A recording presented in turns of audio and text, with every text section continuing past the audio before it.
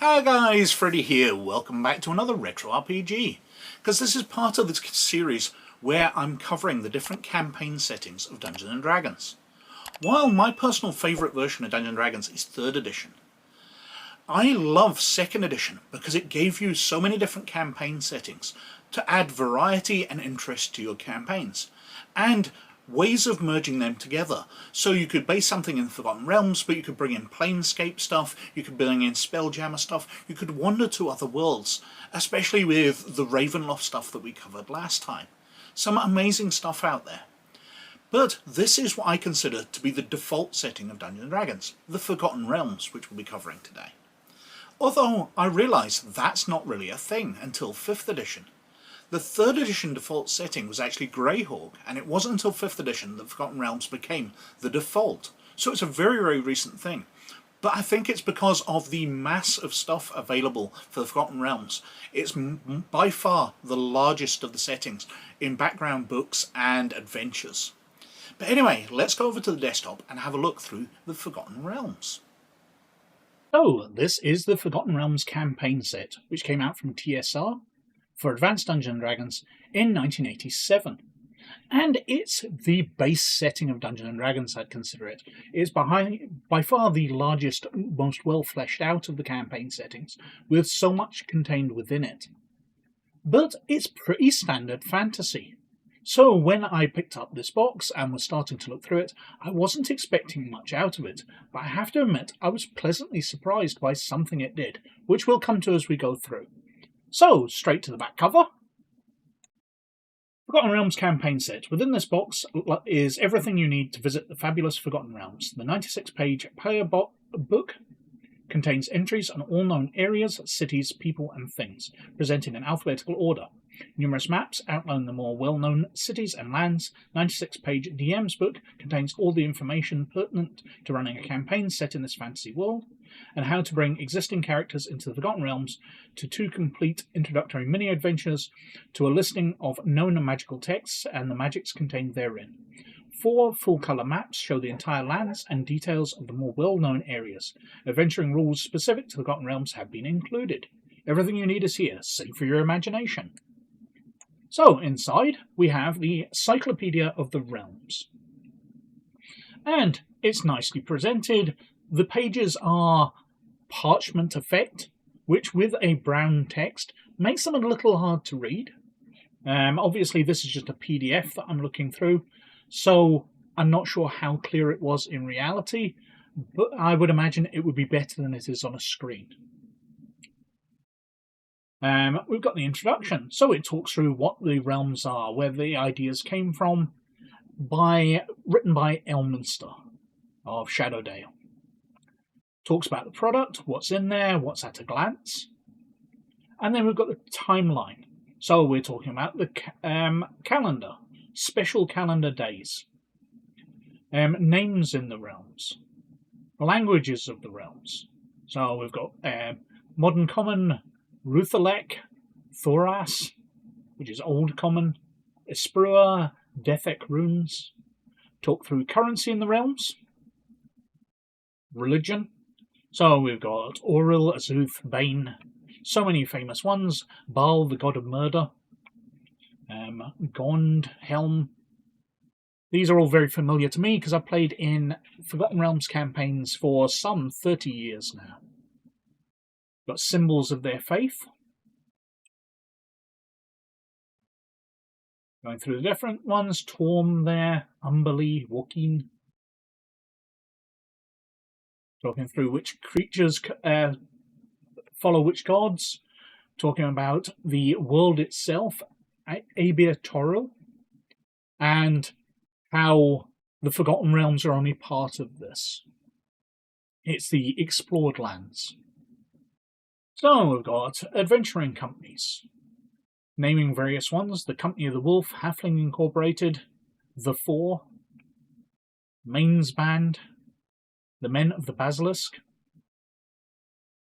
Then we're going on to Algarond, a small coastal nation on the coast of the Inner Sea. We've got maps of it. And we go through all of these. Anarok, the Great Desert, Arabelle, Now, one of the things I really like, we've got a map of the city of Arabelle there, labelled out. Arkandale, Asbravin, Benford, otherwise known as Mistledale. But the thing I really like is it lays out not just what that area is like, but what the other races are like from that area. So elves from one side of the Forgotten Realms can be different culturally to elves on the other side, especially the younger lived ones. Elves are probably going to be elves, and dwarves are probably going to be dwarves. But halflings or humans are going to have completely different cultures. I think that's really, really interesting. So we've got things here like barbarians, and there's hill and mountain barbarians, desert barbarians, forest barbarians, island barbarians. We've got the Battle of Bones, Beregost, just detailing alphabetically all these things and noting out how they are different. Cavaliers and paladins. Jacinta, how clerics might be different. Royal lineage of Cormia. Daggerdale, Dalelands. Just alphabetically it's going through, we're laying out various maps. Dwarves and the shards of the Dwarven kingdoms. Elversalt. The goblin races. Gnomes. We go through all of this alphabetically, detailing places and the peoples of the world. So it's easy to find stuff. Different mages' sigils, talking about different types of mankind. Mercenary companies. Merchant companies. The Moonshae, obviously a very famous place where many adventures happen. We've got Mithranor here, circa the Year of the Tusk, and then how it's changed in the Year of the Worm. Lots and lots of very condensed text here, but some very nice maps, especially given that they're all labelled out. Scornubel, the Old Skull Inn, that's a famous place. Got Shadowdale and vicinity mapped. The Shadow Thieves, Skull Gorge, the Sword Coast, the map of Suzail. Castledale, Thay, Unther, get out to Waterdale and the way in. Westgate, Zental Keep, Shadowdale, and an appendix detailing all the characters within there.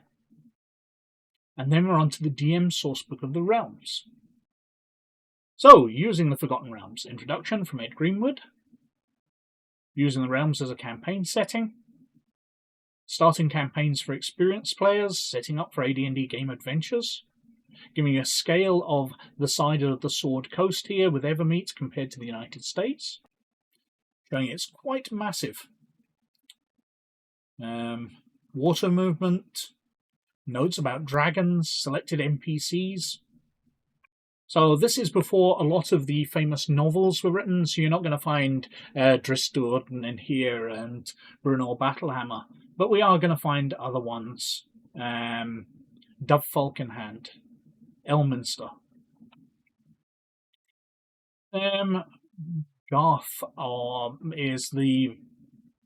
Wasn't he a mage? No, it says he's a rogue. I must be thinking of someone else. Kelban Blackstaff, who started off the Eye of the Beholder games. Who else we got? Merith Strongbow, Mongrim Amcathra, Nurgler, Randall Morn. Just loads and loads of NPCs. Detailing out a mercenary company, recent news and rumours in the realms, detailing out different months, so as you travel through you can have events happening around the world. It's not just laying it out at a point in time and then letting adventures going from there, it's letting you go down and the world will change around the players. We've got a couple of small adventures with maps.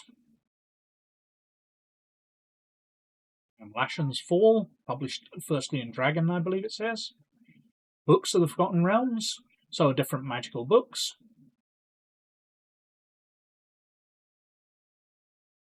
Creating homunculuses. really struggled to say that. Different spells, which can be discovered. Index, random monster charts, and then we've got the maps of the different areas of the realms before we come to the back cover. So, while it's a fairly straightforward, very, very normal fantasy setting, I do like the way that they flesh out areas of it. So, by playing a species from an area, they can be completely different. You're not just playing an elf who happens to be from a place. He will culturally have his own setup.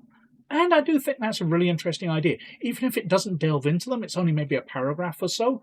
But it's a nice touch. I really like what they were trying to achieve there in making it a living world, especially as you've got that calendar as well. So events continue happening after the players start playing.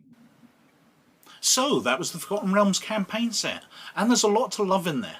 While it's a default fantasy campaign setting, very much like Greyhawk, and I did feel that I should get those out of the way, because there's a few of these standard fantasy ones before we got onto the more interesting, innovative ones, which added such delight to the Dungeons & Dragons campaign settings. We covered Ravenloft last time, which is one of them, but we've got so many fascinating ones to come onto. Spelljammer, Planescape, so many more. Dark Sun we'll be getting back to, because I absolutely love that. But for a standard fantasy setting, the Forgotten Realms is very well done. I have to say, I really liked the way that it added a way of fleshing out your characters depending on where they're from, rather than it just being humans of certain different areas and the other fantasy races all being very, very standard, no matter where they're from. In this, they do add some tone, mostly to halflings, but also to dwarves and to a lesser degree elves, that where they're from in the fantasy world gives them a certain personality, gives them certain characteristics, which allow you to flesh out your characters far more than just being a standard elf, dwarf, halfling or human. Really well done, and I do like that from the campaign setting. Although obviously the Forgotten Realms fleshed out their world in so many more books, in so many more adventures, in other campaign settings within the Forgotten Realms itself. So much to come on to in the future. But anyway, this time I think I've been wittering on for quite long enough, so thank you very much for watching.